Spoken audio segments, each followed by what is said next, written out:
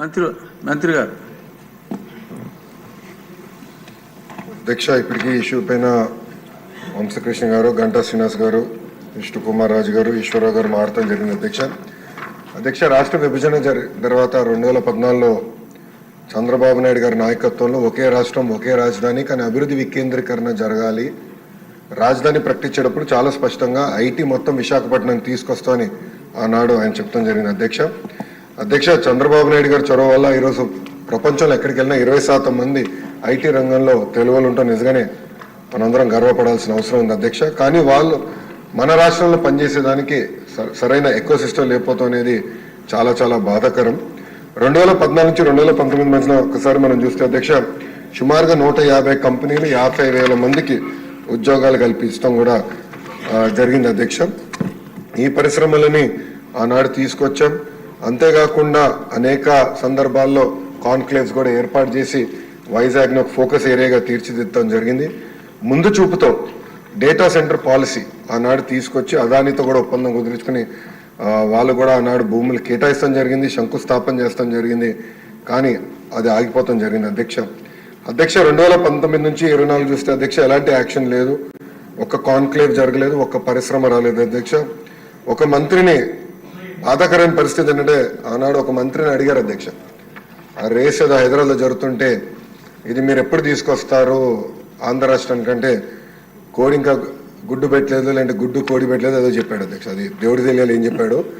ఆ రోజు నుంచి ఆంధ్ర రాష్ట్రం అనేది ఎగతాళి చేశారు అధ్యక్ష. ఎక్కడికి వెళ్ళినా ఆంధ్ర రాష్ట్ర ఐటీ మంత్రి ఇలా ఉంటారా, ఇలా అవుతే పరిశ్రమలు ఎట్లా వస్తాయని కూడా వాళ్ళందరూ ఎగతాళి చేసే పరిస్థితి అధ్యక్ష. అంతేకాకుండా అధ్యక్ష, నేను మంత్రి అయిన తర్వాత అనేక కంపెనీల్లో కూడా కలిస్తే గత ప్రభుత్వంలో ఉన్న వాళ్ళు చాలా స్పష్టంగా మన కంపెనీలో వాటాలు అడుగుతాం జరిగింది అధ్యక్ష. వాటాలు అడిగారు అధ్యక్ష. దానివల్ల ఆ కంపెనీలన్నీ వెనక్కి వెళ్ళిపోయినాయి. అంటే ఐటీ కంపెనీల్లో కూడా వాటాలు అడిగే పరిస్థితి వీళ్ళు వచ్చారు అధ్యక్ష. ఏం చెప్పాలి అధ్యక్ష. ఇంతేకాకుండా పెద్దలు అన్నట్టు నిక్సీ కూడా నాడు పట్టించుకోలేదు, ఎస్టీపీఐకి ఇవ్వాల్సిన భూములు కేటాయించలేదు. ఇంకా మిలేనియం టవర్ ఫేజ్ 2 వచ్చే గల అక్కడ మన సచివాలయం పెడతామని మొత్తం డ్రామా నడిపించారు అధ్యక్ష. సచివాలయం పెట్టలేదు, అలానే ఐటీ కంపెనీలు కూడా అది కేటాయించలేదు అధ్యక్ష. దానివల్ల ఆంధ్ర రాష్ట్ర యువకులు చాలా చాలా నష్టపోతాం జరిగింది అధ్యక్ష. ఎన్డీఏ ప్రభుత్వం ఏర్పడి కరెక్ట్గా 5 నెలలు అయింది అధ్యక్ష.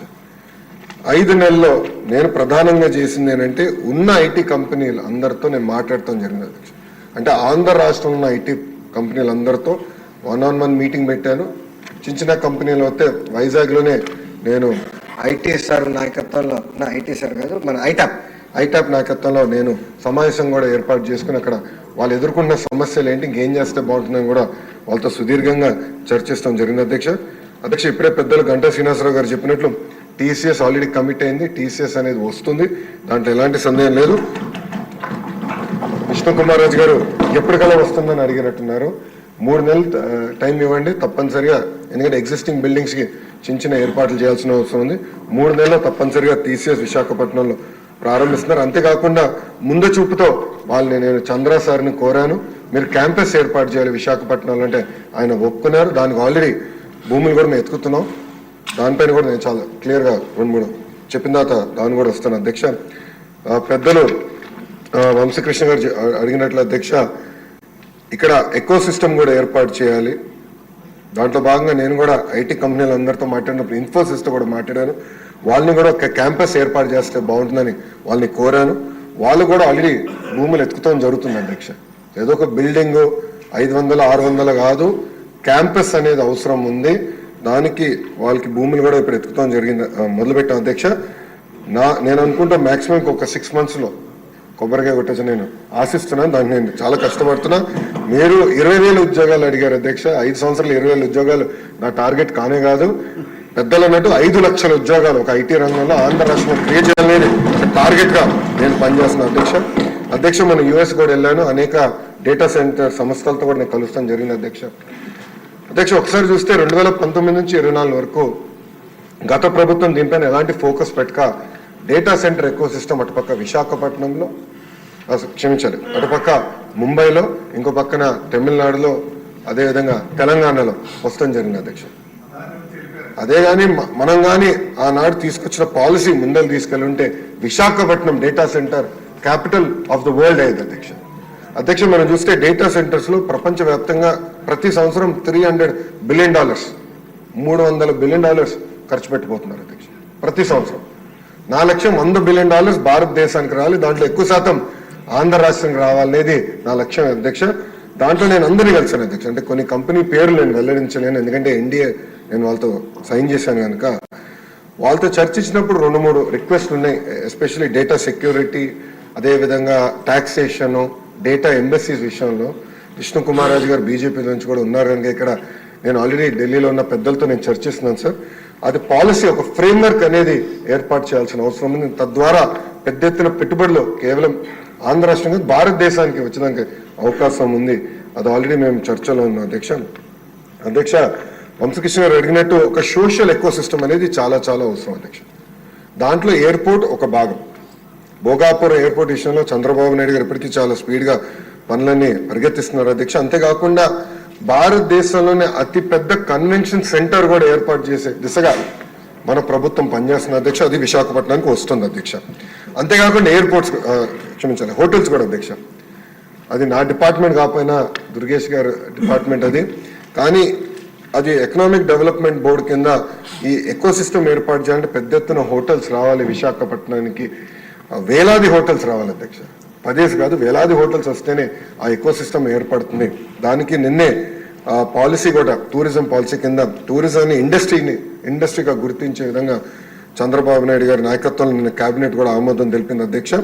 దాంట్లో భాగంగా హోటల్స్ కూడా పెద్ద ఎత్తున విశాఖపట్నానికి తీసుకొస్తాం, కనెక్టివిటీ కూడా ఏర్పాటు చేస్తాం, కన్వెన్షన్ సెంటర్ కూడా తీసుకొస్తాం. ఇది ఒక భాగం. ఇంకొకటి పెద్దలు అన్నట్టు ఐటీలో ఉన్న టాప్ 100 కంపెనీస్, టాప్ 20 కాదు, టాప్ 10 కాదు, టాప్ 100 కంపెనీస్ ఆల్రెడీ నేను ఇనిషియల్ డిస్కషన్ స్టార్ట్ చేస్తాను జరిగింది అధ్యక్ష.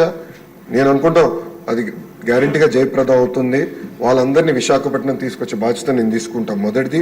రెండోది, ప్రపంచంలో ఉన్న Fortune 500 కంపెనీస్ అన్ని జీసీసీస్ అంటే గ్లోబల్ డెలివరీ సెంటర్స్ కూడా వాళ్ళు ఏర్పాటు చేయాలి ఒక లక్ష్యంగా వాళ్ళు కూడా వర్కౌట్ చేస్తున్నారు. దాని కొత్త పాలసీ తీసుకురావాల్సిన అవసరం ఉంది అధ్యక్ష. అది వచ్చే నెలలో ఆ పాలసీ కూడా మేము తీసుకొస్తాం. ఇంతేకాకుండా రియల్ ఎస్టేట్ డెవలపర్స్తో కూడా నేను ఇప్పటికీ జూమ్ కాల్స్ పెట్టుకున్నాను, 1-on-1 మీటింగ్స్ కూడా పెట్టాను అధ్యక్ష. పెద్ద ఎత్తున రియల్ ఎస్టేట్ డెవలపర్స్ కూడా తీసుకురావాలి అధ్యక్ష. ఎందుకంటే విశాఖపట్నంలో గ్రేడ్ ఏ ఆఫీస్ స్పేస్ అనేది లేదు అధ్యక్ష. ఈ పెద్ద పెద్ద కంపెనీలు వచ్చినప్పుడు గ్రేడ్ ఏ ఆఫీస్ స్పేస్ రావాలి. వాళ్ళకు ఆ కంపెనీలో పనిచేస్తున్న ఉద్యోగస్తులకి మళ్ళీ హౌసింగ్ సోషల్ ఎకో సిస్టమ్ కూడా కావాల్సిన అవసరం ఉంది. వాళ్ళందరితో కూడా నేను చర్చిస్తాం జరుగుతుంది అధ్యక్ష. త్వరలోనే ఆ అనౌన్స్మెంట్స్ కూడా రాబోతున్నాయని మీ ద్వారా సభకి నేను తెలుపుతున్నాను అధ్యక్ష. అంతేకాకుండా డేటా సెంటర్ పాలసీ కూడా దానిపైన ఒక స్టేట్మెంట్ ఉంది అధ్యక్ష. గౌరవ డిప్యూటీ స్పీకర్ గారు టీ బ్రేక్ ఇస్తే టీ బ్రేక్ తర్వాత అది ఉంది, స్టేట్మెంట్ ఉంది. దాంట్లో చాలా డీటెయిల్గా అది కూడా నేను ఎక్స్ప్లెయిన్ చేస్తాను. అంటే పాలసీస్ ఒక పక్కన, అవుట్ రీచ్ ఒక పక్కన, సోషల్ ఎకో సిస్టమ్, ఇదంతా మేము ఒక సమగ్ర యాక్షన్ ప్లాన్ అనేది మేము తయారు చేస్తాం జరిగిన అధ్యక్ష. విష్ణు కుమార్ రాజు గారు, గంటా శ్రీనివాస్ గారు పెండింగ్ ఇన్సెంటివ్స్ గురించి చెప్పారు అధ్యక్ష. అధ్యక్ష నేను బడ్జెట్ కోసం నేను వెయిట్ చేస్తా ఉన్నాను. బడ్జెట్లో 500 కోట్ల రూపాయలు పెండింగ్ ఇన్సెంటివ్స్ క్లియర్ చేసేదానికే ఐటీ ఎలక్ట్రానిక్స్కి కేశవ్ గారు కూడా కేటాయిస్తాం జరిగింది. అది అసెంబ్లీ సెషన్లో అయిన తర్వాత తప్పనిసరిగా ఇన్సెంటివ్స్ అని ఆ కంపెనీస్కి అందించే బాధ్యత మేము తీసుకుంటాం అధ్యక్ష. దాంట్లో ఎలాంటి సందేహం లేదు. చివరికి అధ్యక్ష నేను చంద్ర గారిని కలిసినప్పుడు అడిగాను ఆయన సలహా ఏంటి నాకని. ఆయన ఒక మాట అన్నారు అధ్యక్ష, ఇప్పుడు కంపెనీస్ అందరు కూడా $5 బిలియన్, $10 బిలియన్, $15 బిలియన్ పెట్టుబడి పెడుతున్నారు. ఒక నెల డిలే అయినా, ఒక 3 నెలలు డిలే అయినా మా బిజినెస్ ప్లాన్ మొత్తం తారుమారు అవుతుంది. So speed of doing business మీద మీరు డెలివరీ చేయండి, తప్పనిసరిగా అందరూ ఆంధ్ర రాష్ట్రానికి వస్తారు అని చాలా స్పష్టంగా ఆయన కూడా నాకు చెప్తాం జరిగింది అధ్యక్ష. తప్పనిసరిగా ఈజ్ ఆఫ్ డూయింగ్ బిజినెస్ కాదు, స్పీడ్ ఆఫ్ డూయింగ్ బిజినెస్ పైన మేము ఫోకస్ చేస్తున్నాం అధ్యక్ష. అధ్యక్ష ఈరోజు నేను గర్వంగా చెప్తున్నా, కంపెనీల వెనకాల నేను పరిగెడుతున్నా అధ్యక్ష. ఒక డేటా సెంటర్ కంపెనీ వాళ్ళు వచ్చారు, మన స్పీడ్ చూసి ఇంకా పెద్ద ప్లాన్ తీసుకొస్తానంటే నేను ఫోన్ చేసి ఇంకా మీరు ఎందుకు రావట్లేదని ప్రతి వారం నేను ఫాలోఅప్ చేస్తున్నాను అధ్యక్ష. అధ్యక్ష మొన్న కూడా మీరు చూసారు, రిలయన్స్ అనౌన్స్ చేసింది మన గ్రీన్ బయో ఫ్యూల్స్కి. దాని గురించి అధ్యక్ష నేను వాళ్ళకి ఫోన్ చేసి కంగ్రాచులేషన్స్, ఈరోజు ఎంఓయూ అయిపోయింది, 500 మీరు ఎప్పటికల్లా పూర్తి చేస్తాం తిప్పి వాళ్ళు నాకు చెప్పింది ఏంటంటే ఆంధ్ర రాష్ట్రం ఇంత ఫాస్ట్గా మూవ్ అవుతుందని మేము ఊహించలేదు. 500 కాదు 700 సెంటర్లు మేము ఆంధ్ర రాష్ట్రంలో పెడతామని తిప్పి నాకు హామీ ఇస్తాను అధ్యక్ష. సో భారతదేశం మొత్తం ఈరోజు ఆంధ్ర రాష్ట్రం వైపు చూస్తుంది. ప్రపంచం మొత్తం ఆంధ్ర రాష్ట్ర వైపు చూస్తుంది. తప్పనిసరిగా స్పీడ్ ఆఫ్ డూయింగ్ బిజినెస్ ద్వారా మనం డెలివర్ చేస్తాం అధ్యక్ష. ఇక్కడున్న శాసనసభ్యుల్ని కోరుతున్నాను, మీ తరపున ప్రపంచంలో ఉన్న తెలుగులందరూ కూడా కోరుతున్నారు అధ్యక్ష. వాళ్ళందరూ ఈరోజు ఉన్నత స్థాయిలో ఉన్నారు, వాళ్ళ కంపెనీలో నంబర్ 1 కాకపోతే నంబర్ 2 పొజిషన్లో అనేక మంది తెలుగు వాళ్ళు ఉన్నారు. మా తలుపులు మీకోసం ఎప్పుడు తెరిచి ఉంటాయి. మీకు అక్కడ లింక్స్ ఉన్నా, కాంటాక్ట్స్ ఉన్నా మాకు తెలియజేయండి. వాళ్ళు ఆ కంపెనీస్కి భారతదేశంలో పెట్టుబడి పెట్టాలని ఇంట్రెస్ట్ ఉంటే మాకు తెలియజేయండి. తప్పనిసరిగా అవసరమైతే ఆ ఒక్క కంపెనీ కలిసేదానికి నేను ఎక్కడికైనా వస్తాను. ఇక్కడున్న శాసనసభ్యులు కూడా చాలా మంది ఎన్ఆర్ఐస్గా ఉన్న వాళ్ళు గతంలో కూడా ఇప్పుడు శాసనసభ్యులుగా వచ్చారు. అనేక మందికి కాంటాక్ట్స్ కూడా ఉన్నాయి అధ్యక్ష. వాళ్ళు కూడా నేను కోరేది, మీరు మీ రోలడెక్స్ నాకు ఇవ్వండి, కాంటాక్ట్స్ నాకు ఇవ్వండి. వాళ్ళందరూ నేను ప్రోయాక్టివ్గా అవుట్రీచ్ చేస్తాను. కలిసికట్టుగా, ఇది కేవలం ఒక లోకేష్ వల్లనే అవుదండి, కలిసికట్టుగా మనందరం పనిచేస్తాం. 164 మంది ఒక ఎన్డీఏ కూటమికి చెందిన శాసనసభ్యులందరూ ఈ సభలో ఉన్నారు. మనందరం కలిసికట్టుగా పనిచేస్తే 5 లక్షల ఉద్యోగాలు అనేది కల్పించగలుగుతాం. 5 లక్షల ఉద్యోగాలు కానీ మనం ఒక్కసారి సాధిస్తే ఇంకా విశాఖపట్నాన్ని ఎవరు ఆపలేరు, ఏ ప్రభుత్వం వచ్చినా ఆపలేదు. ఈరోజు హైదరాబాద్ ఎట్లయితే క్రిటికల్ మాస్ వచ్చిందో అలా విశాఖపట్నం క్రిటికల్ మాస్ వస్తుంది. అందుకే కలిసికట్టుగా పనిచేద్దాం. 5 లక్షల ఐటీ ఉద్యోగాలు తప్పనిసరిగా విశాఖపట్నం తీసుకొద్దామని ఈ సభాముఖ శాసనసభ్యులు అందరూ తెలుపుకుంటారు. అధ్యక్ష, లాస్ట్ పాయింట్ అధ్యక్ష, ఇప్పటికే ఎక్కువ టైం తీసుకున్నా. ఈశ్వర గారు ఒక మంచి పాయింట్ చెప్పారు.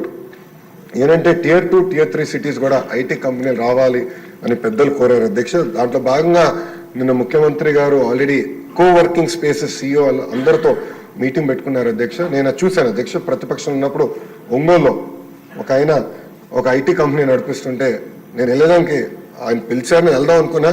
పొద్దునకి మళ్ళీ ఆ ప్రభుత్వం నుంచి ఫోన్లు వచ్చి లొకేషన్ తీసుకొచ్చి ఇది కట్టేస్తా అంటే పాపం మళ్ళీ ఆయన వచ్చి క్షమించండి, మీరు వస్తే మాకు ఇబ్బంది అని చెప్పే పరిస్థితి అధ్యక్ష. బట్ ఆ కంపెనీ ఎలా చేశారో మేము అంతా చూసాము.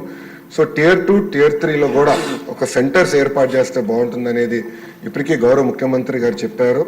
అదేంటంటే కోవర్కింగ్ స్పేస్ ప్రభుత్వం కొంత తయారు చేస్తుంది, అంటే PPP ద్వారా ప్రైవేట్ సంస్థలతో ఒప్పందం కుదిరించుకుని తయారు చేస్తాం. దానికి ఒక సెపరేట్ ఇన్సెంటివ్ స్ట్రక్చర్ క్రియేట్ చేయాలని ముఖ్యమంత్రి గారు చెప్పారు.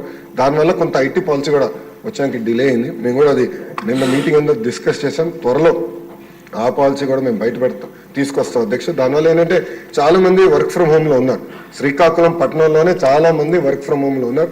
వాళ్ళకి బేసిక్ ఇన్ఫ్రాస్ట్రక్చర్ ఇస్తే కొంచెం కల్చర్ ఉంటుంది అనేది ఒక ఆలోచన గౌరవ ముఖ్యమంత్రి గారు చెప్పారు. దాంట్లో భాగంగా తప్పనిసరిగా Tier 2, Tier 3 కూడా ఈ కోవర్కింగ్ స్పేసెస్ సెంటర్స్ ఏర్పాటు చేసి అక్కడ వర్క్ ఫ్రమ్ హోమ్లో ఉన్న వాళ్ళందరికీ ఒక కేర్ ఆఫ్ అడ్రస్ ఇవ్వాలనే లక్ష్యంతో మీ ప్రభుత్వం పనిచేస్తుంది.